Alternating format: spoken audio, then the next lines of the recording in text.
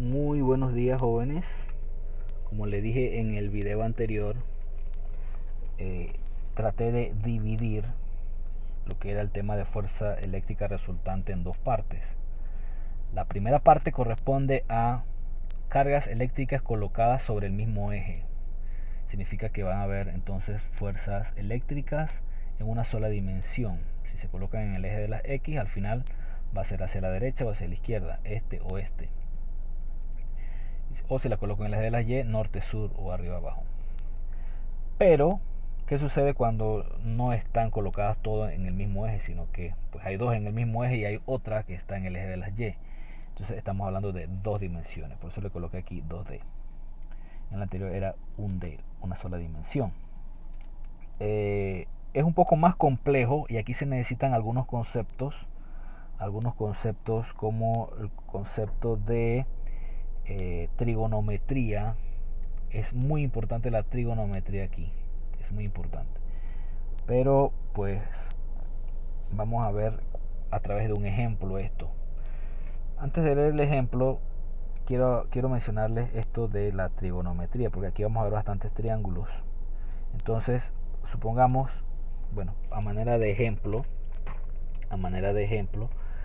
yo tengo, pues, vamos a suponer aquí un triángulo rectángulo. ¿Qué es un triángulo rectángulo? Un triángulo rectángulo es el que tiene un ángulo recto de 90 grados. Este es un triángulo rectángulo. En este caso, yo tengo aquí, por ejemplo, un ángulo. Vamos a suponer que tengo el ángulo de aquí. Este ángulo de aquí. Si yo quiero saber, en este caso, para saber lo de los ángulos, para determinar ángulos, yo tengo que el lado que está enfrente se le llama lado opuesto. Y el lado que forma parte de él se llama lado adyacente. Y este lado que está acá se le llama hipotenusa, el lado que es más largo, hipotenusa. Si yo quiero saber el ángulo conociendo alguno de los dos lados, yo puedo utilizar las funciones trigonométricas. La que más utilizamos sería tangente del ángulo. Tangente del ángulo sería lado opuesto entre lado adyacente. Si usted quiere utilizar la función seno del ángulo sería lado opuesto entre hipotenusa, y el coseno del ángulo sería lado adyacente entre hipotenusa. Esto es muy importante, porque vamos a suponer que usted tiene esto que está aquí y la tangente del ángulo le dio un número 0.06, un ejemplo, ¿no? 0.06, y usted quiere saber cuánto es el ángulo. Entonces usted, para saber el ángulo, usted a ese 0.06 le saca la tangente inversa e inmediatamente entonces le va a dar un valor aquí en grados. Esto es muy importante. Lo mismo lo puede hacer con el seno y con el coseno, dependiendo de los lados que les dé a usted el problema. Esto es trigonometría. Estoy haciendo un pequeño repasito aquí. En el caso de, perdón, vamos a dejar esto aquí, ese triangulito, para explicarle el teorema de Pitágoras también, porque el teorema de Pitágoras lo vamos a utilizar aquí también. Si usted tiene, bueno, en este caso vamos a llamarlo por letras. Al lado opuesto le vamos a llamar A, al lado adyacente le vamos a llamar B y a la hipotenusa le vamos a llamar C.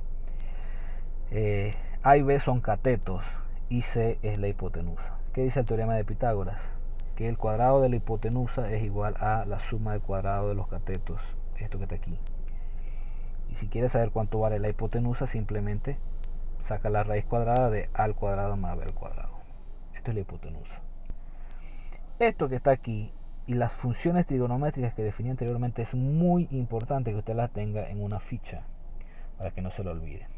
O busque sus cuadernos de trigonometría, no sé en qué año dieron trigonometría, creo que eso está en quinto año, no recuerdo bien, o en cuarto,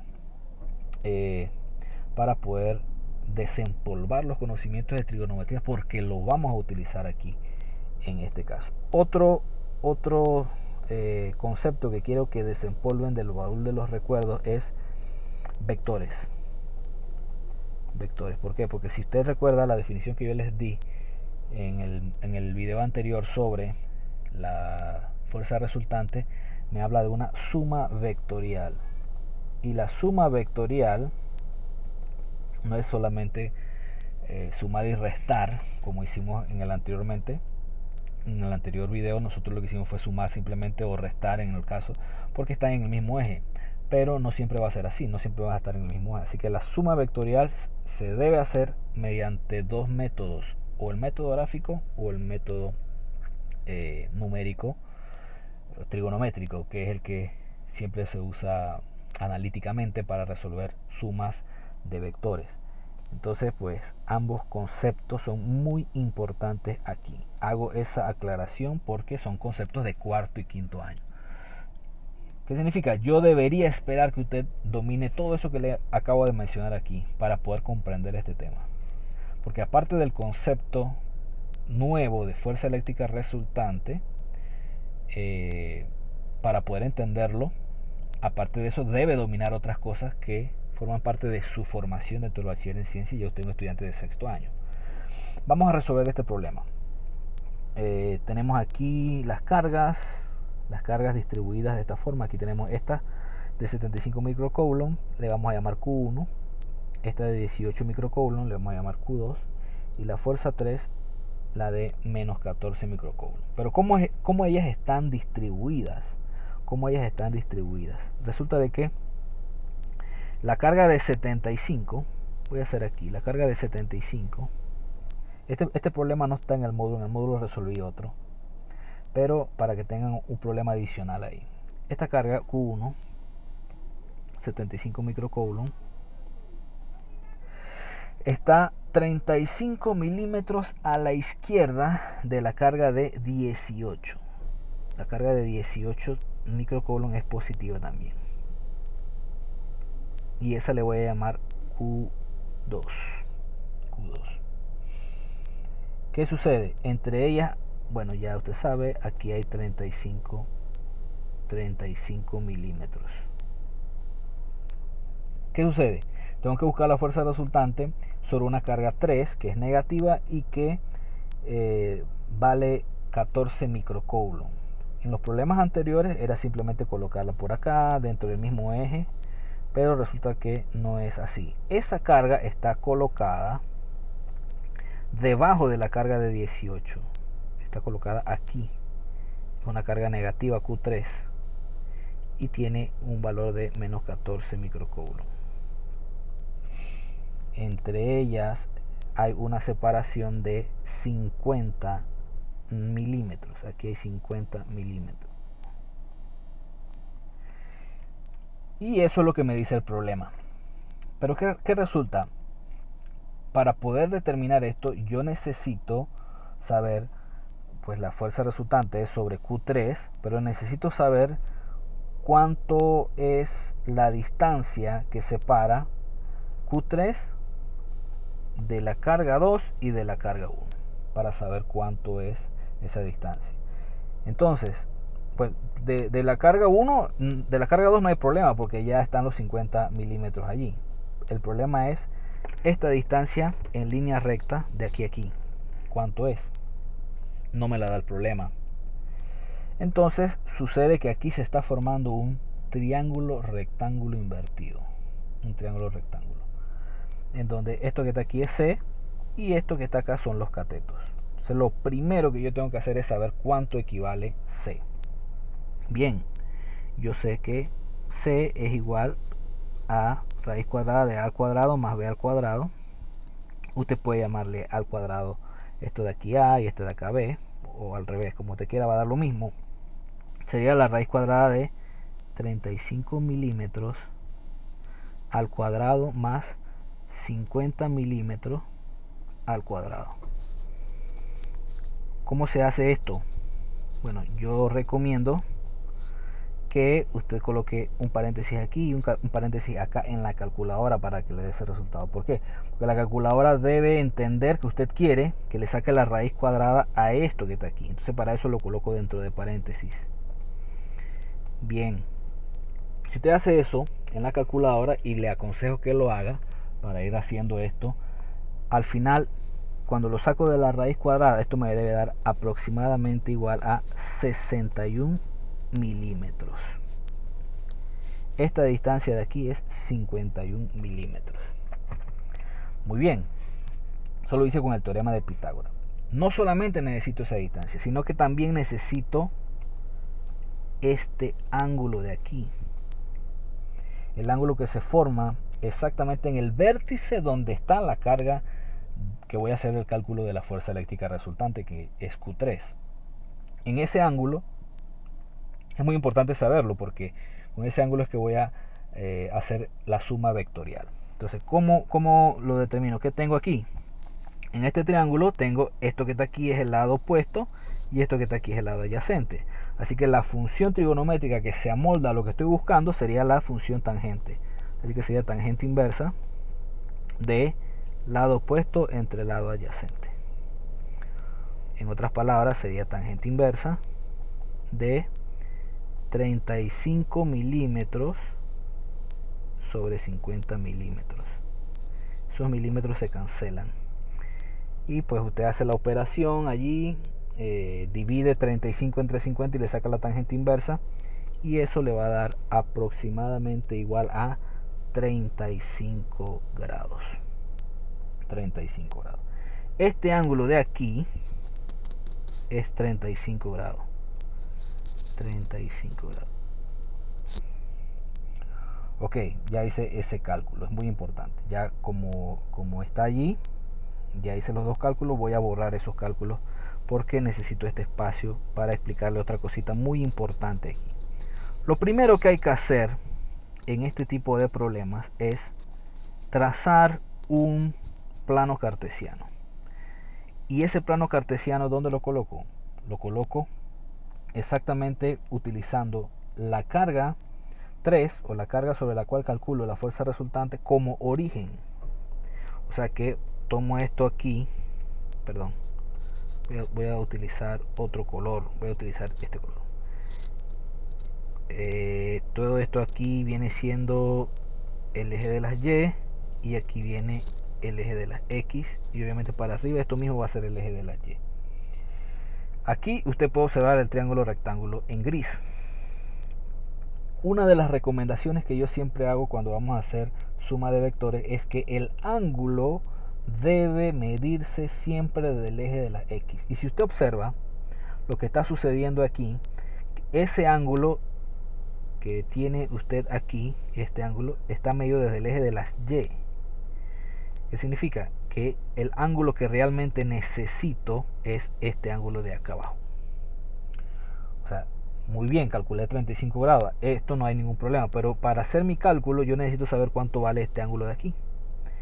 ¿Sabe usted que entre eje y eje hay 90 grados? Y si de aquí a aquí hay 35, lo que queda sería restar 90 grados menos 35 grados, y eso va a dar igual a 55 grados.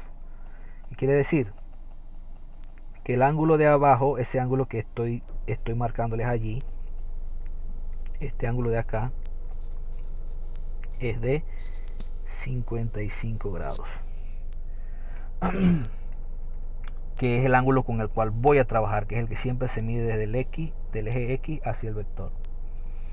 Muy bien. Aparte de eso, yo necesito saber las direcciones de las fuerzas.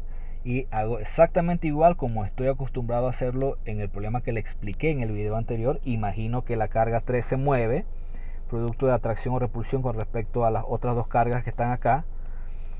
Voy a ver con respecto a Q1. Con respecto a Q1 hay una atracción, significa que ella se va a atraer hacia Q1. Significa que esa va a ser la dirección. Esa fuerza le voy a llamar, voy a poner una flechita aquí, F1, de la carga a la flecha en esa dirección. Veamos qué sucede acá. También hay una atracción, significa que esta carga, si se mueve, va a ir hacia la carga 2 por atracción. Así que la dirección aquí también va a ir hacia arriba. Así que aquí tengo mis dos vectores. Ok, si usted observa aquí, esto está como muy sobrecargado. Entonces yo le aconsejo que usted haga el diagrama de cuerpo libre, o sea, el diagrama vectorial aparte. Usted saque ese plano cartesiano aparte y dibuje los vectores que están ahí. F1 va a ir más o menos en esta dirección. F1 con un ángulo de 55 grados. Bueno, voy a hacerlo más abajo. Voy a hacerlo más abajo para que usted observe. Voy a hacerlo más grande. Aquí tengo F1 va a ir en esta dirección. Le coloco el nombre F1 y el ángulo de inclinación, que es 55 grados. Y F2 va a ir hacia arriba de F2. Estos son los dos vectores que están aquí. Ya usted sabe que este es el eje X y este de acá es el eje de las Y. Ok. Ahora tengo esto aquí. En la suma de vectores, la suma vectorial, siempre se trata de hacer el diagrama de cuerpo libre, pero el diagrama de cuerpo libre implica también componentes para aquellos vectores que tienen ángulos. En este caso F1 tiene ángulo. Así que en este caso F1 va a tener una componente aquí, que es la componente horizontal. Va a ir del eje al vector, siempre va a ir una flechita aquí. Bueno, no la puedo hacer bien, pero es una flechita aquí. Y la otra va a ser también aquí, del eje al vector. La que es horizontal se va a llamar F1X y la que es vertical se va a llamar F1Y. Tomando en cuenta de los signos, tomando en cuenta que los signos son siempre en vectores, hacia la derecha positivo, hacia la izquierda negativo, hacia arriba positivo, hacia abajo negativo, F1X va hacia la izquierda. Significa que como va hacia la izquierda, F1X es negativo. Y F1Y va hacia arriba es positivo, así que F1Y es positivo. Y F2 va hacia arriba también, F2 es positivo. Muy importante saber eso. Se lo voy a colocar aquí para que no nos olvidemos de eso. Vamos a determinar cuánto vale F1 y cuánto vale F2. Eso es lo que vamos a hacer a continuación. Okay. F1 sería K Q1 con respecto a Q3 entre la distancia que la separa al cuadrado. Si vamos al diagrama, Q1 es 75 microcoulomb, esto que está aquí, y Q2 es menos 14 microcoulomb, que es esto que está acá.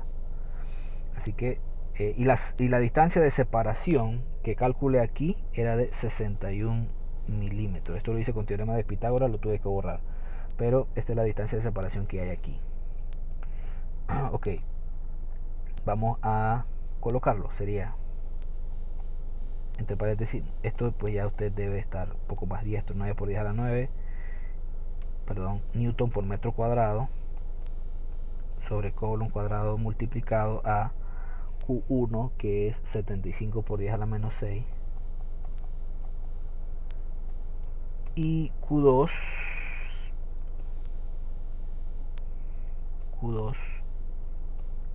es igual a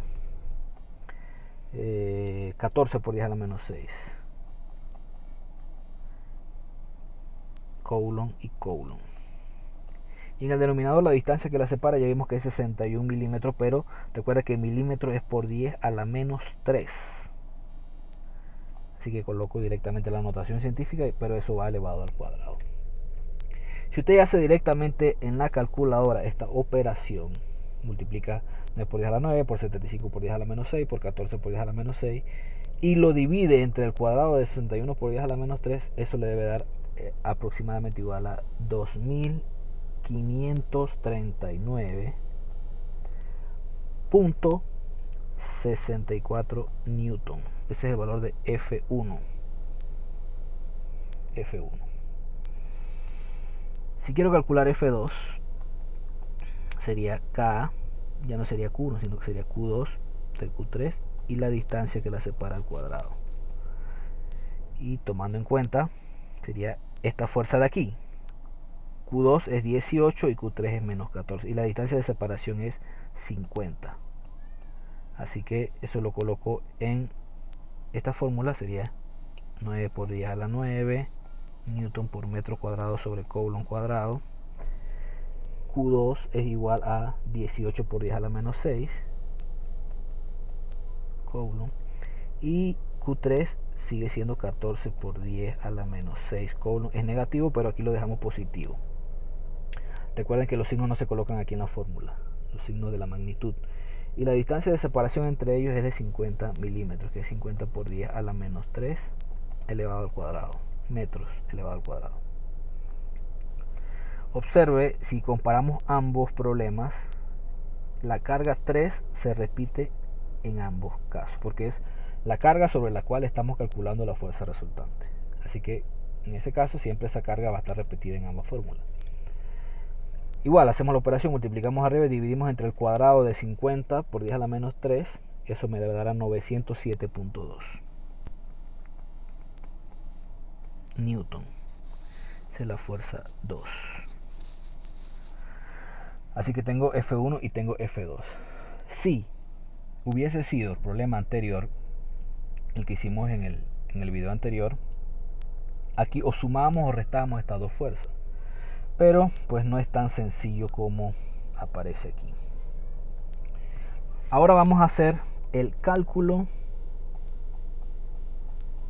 de componentes. Esto es en suma de vectores, porque la suma es vectorial. Así que tenemos cálculo con tilde. Tenemos dos fuerzas. La fuerza 1 va a tener componente en X y va a tener componente en Y. Y la fuerza 2 para F2 sería F2X y F2Y. Bien, vamos al diagrama de cuerpo libre. Este diagrama de cuerpo libre que hicimos aquí es fundamental para exactamente lo que queremos hacer. F1 tiene componentes F1X, F1Y, que hay que calcularlas porque tiene un ángulo. Pero F2 no, porque F2 está sobre el eje. Significa que cuando una fuerza o vector está sobre el eje, esta posee una sola componente, que va a ser la componente en el eje donde se dibujó, y esta se dibujó en el eje de las Y. Así que F2 solamente va a tener componente en Y, y va a ser todo el valor de F2, y en X no tiene componente. Pero las que tienen ángulos siempre van a tener sus dos componentes. Así que es muy importante esto. Bien, veamos. F1X, ya dijimos, va a ser igual, como tiene componente y tiene ángulo, va a ser igual a F1 coseno del ángulo, y F1Y va a ser igual a F1 seno del ángulo.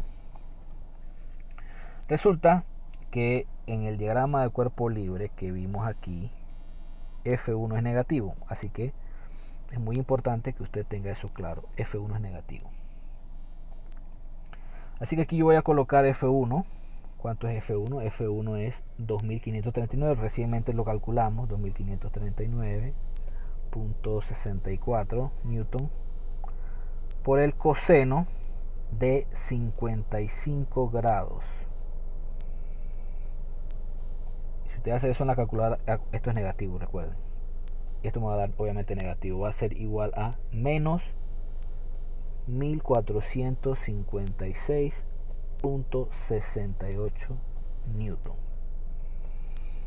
Vamos con lo mismo en Y, pero en Y es positivo porque iba hacia arriba, así que sería 2539.6 Newton por el seno de 55 grados. Entonces esto te lo hace en la calculadora, esa multiplicación, y le va a dar a 2080.36 Newton. Así que ya aquí tengo mis dos componentes calculadas, en X y en Y, una con seno y la otra con coseno. Quiero hacer una observación muy importante. ¿Por qué al principio yo les dije que es importante manejar el ángulo que se mide de X? Calculamos este ángulo que es 55 cuando el problema nos daba 35. Precisamente por esto que estoy aquí, en este punto. Para que en todos los problemas coseno del ángulo sea para X y seno del ángulo sea para Y. Si esto no se mantiene uniforme, entonces esto puede cambiar, ¿no? Pero en este caso yo les voy a pedir a ustedes que me manejen el ángulo que se mide de X, para que siempre las componentes, cuando la vayamos a calcular, las componentes de los vectores que tienen ángulo, sea coseno para X y seno para Y. Muy importante esto. Bien, vamos ahora a el vector F2X, pues ya se los mencioné, F2 no tiene ángulo. Cuando los vectores no tienen ángulos, que se dibujan sobre el eje, como este F2 que está aquí, él va a tener una sola componente, que va a ser en el eje donde se dibujó, que es el eje de las Y. Así que F2Y, esa componente en Y va a ser todo el valor de F2. Positivo porque va hacia arriba, ya lo dijimos. Y en el otro es 0. No tiene componente. ¿Y cuánto es F2? F2 también lo calculamos, es 907.2 newton. Así que aquí tengo dos componentes más. 2 de X, 2 de F1 y 2 de F2. Bien. Siguiente paso. Sumamos las componentes. Sumamos componentes. Aquí vamos a poner aquí. Sumamos las componentes. ¿Cómo las sumamos? Vamos a hacer una suma en X. En X, el resultado le voy a llamar FRX. Va a ser igual a la suma de F1X más F2X. El resultado de esto me va a dar la componente en X del vector resultante, que es la respuesta que estoy buscando. Y con esto también voy a hacer cálculo de ángulo y magnitud. Así que es muy importante esta suma. F1X es menos, ya lo tenemos allá, ¿no? Ya lo calculamos, es menos 1456.68 newton. Esto lo calculamos aquí anteriormente, esto que está aquí. Y F2Y, ¿cuánto es F2Y? Es 0, así que más 0. Obviamente eso me va a dar el mismo valor, menos 1456.68 newton es FRX. En otras palabras, componente de la fuerza resultante en X. Y ahora en Y voy a hacer exactamente lo mismo, pero le voy a llamar FRY, que va a ser el componente de la fuerza resultante en Y. F1Y más F2Y. F1Y es 2080.36 newton, y F2Y pues es todo el vector 907.2, así que 907.2 newton. Y al final hago esa suma en la calculadora, eso me dará 2987.56 newton, y esta va a ser componente en Y. Estos dos valores que están aquí son muy importantes, porque a partir de aquí, de estos dos valores, es donde yo voy a expresar mi respuesta. Voy a calcular el ángulo, voy a calcular la magnitud y voy a determinar la dirección. Y desde este punto yo puedo determinar cuál es la dirección. Mire, si yo tengo un plano cartesiano aquí, yo sé que en X es positivo acá y negativo a la izquierda. En Y es positivo hacia arriba y negativo hacia abajo. Si X me está diciendo que es negativo, significa que esa componente va a ser desde este vector que está acá, o sea, desde el oeste. Desde el oeste. Y es positivo en Y, o sea que va a ir desde el oeste y acá es norte, así que va del oeste al norte. Esa es la dirección de mi respuesta que estoy buscando. Si ellas me hubiesen dado las dos positivas, entonces sería positivo en X, positivo en Y, sería del este al norte. Pero en este caso es negativo en X, positivo en Y. Va a ir del oeste al norte. Si hubiese sido ambas negativas, entonces sería del oeste al sur, y así sucesivamente. Esto es muy importante para determinar las direcciones. Ya yo sé que mi respuesta va a ser del oeste al norte por los signos de las respuestas que tengo aquí. Este es el último paso.